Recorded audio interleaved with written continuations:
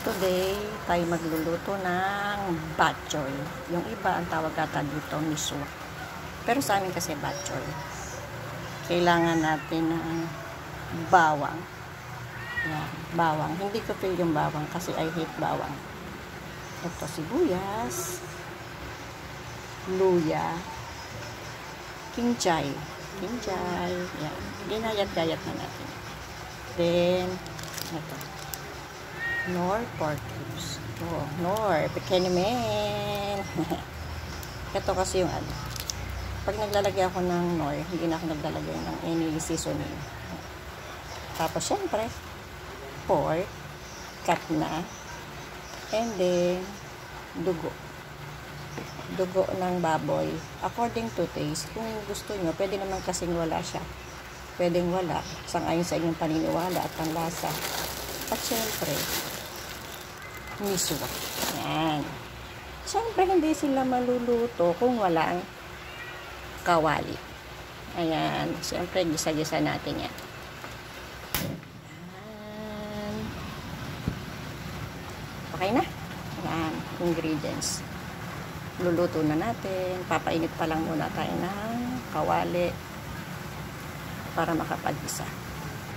Ayan, mainit na yung kawali. Ilalagay natin yung mantika pala.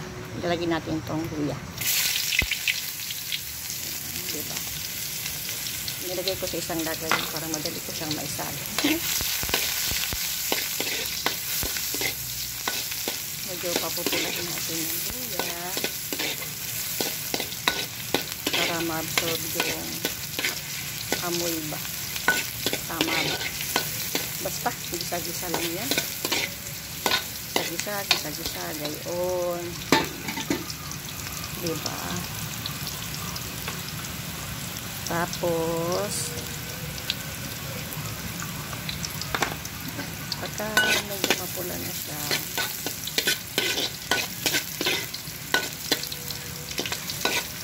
naamoy nyo ang luya.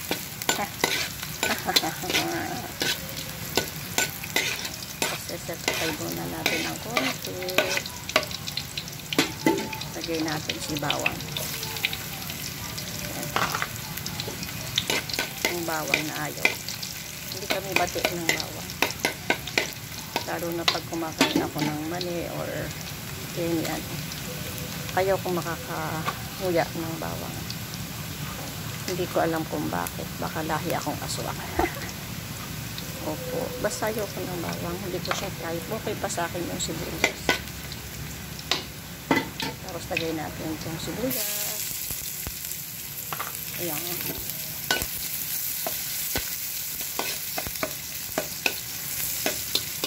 Bigyan natin siya para masarap. Diba? Ang bango. Ang sarap.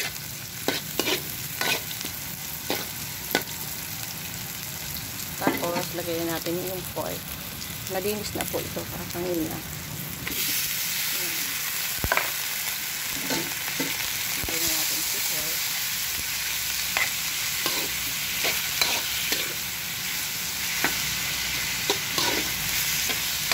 Gisa-gisa. Gisa-gisa. Mix. Then, lagay ko na si cubes. Yan. Para ma-absorb nyo yung lasa. Diba? Yummy.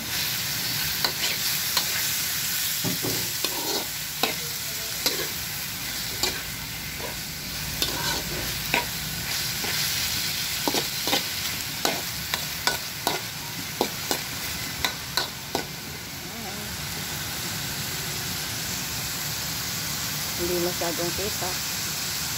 Nasa likod ko ang ilaw. Hintayin mo natin medyo mapula-pula na. Yan, dan gisa-gisa na. Gisa-gisa na yung karne. Lagay naman natin itong lubi. Yan. Kung may buo-buo, durugin mo. Kasi kami na dinuro ko na medyo may konti. Ayan. Then,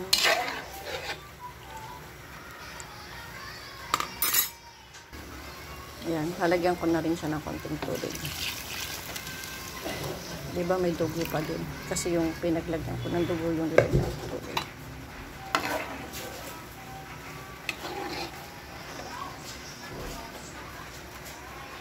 Ayan. Tapos lalagyan ko siya ng konting asin. Konti lang kasi yung mismo maalat na. Diba? Maya-maya adjust lang sa lasa ng alat. Ayan. Hintayin natin siyang kumulo. Ayan, kumukulo na siya. Pagka malambot na yung baboy, pwede nang lagyan ng miswa. Pero parang uli mag-magic. Kasi maliit lang yung kawali. Pag nilagyan ko kasi ng miswa, hindi ako sure kung magkakasya pa kasi siya eh. Diba? Makalig ko magdagdag ng sabaw or something. Titingnan ko na kung malambot yung karne ba. Wait lang.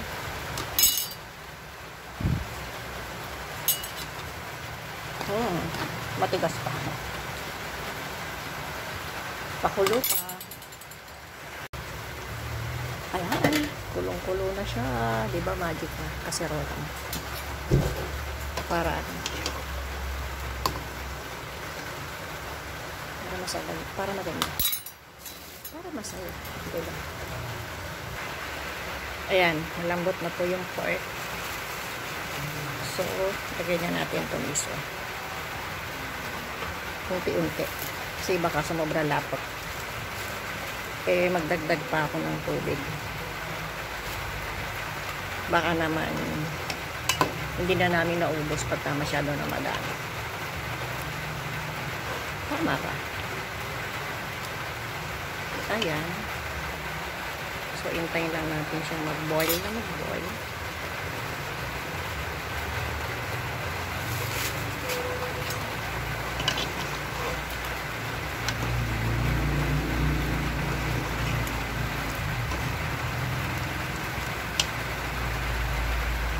Masyado ata madaming dugo.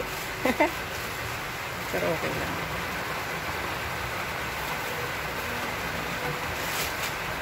Okay na. Pagka matabang, lalagyan ko na lang siya ng konting patis.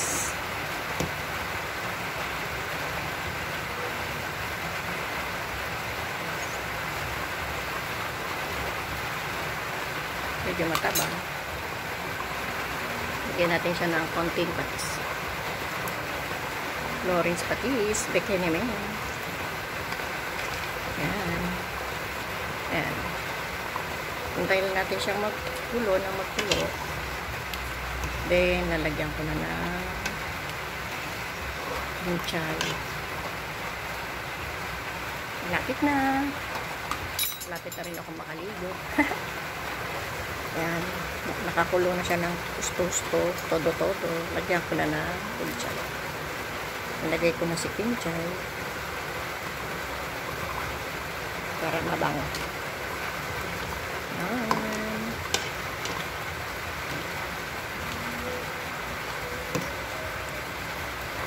I-taste.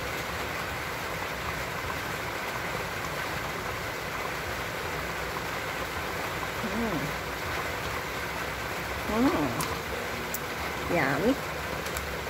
Pwede na. Konti lang ng patis. Yan.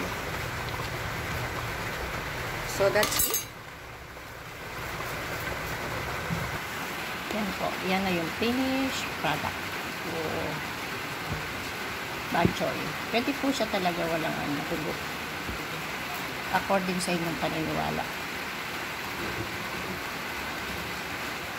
Yan na yung bad choy. Pwede siya walang dugo. According sa inyong paniniwala. Kasi yung iba hindi nakain ng dugo. Nang may dugo. Sa amin, okay lang naman. So, nilagyan namin ng dugo. And babush!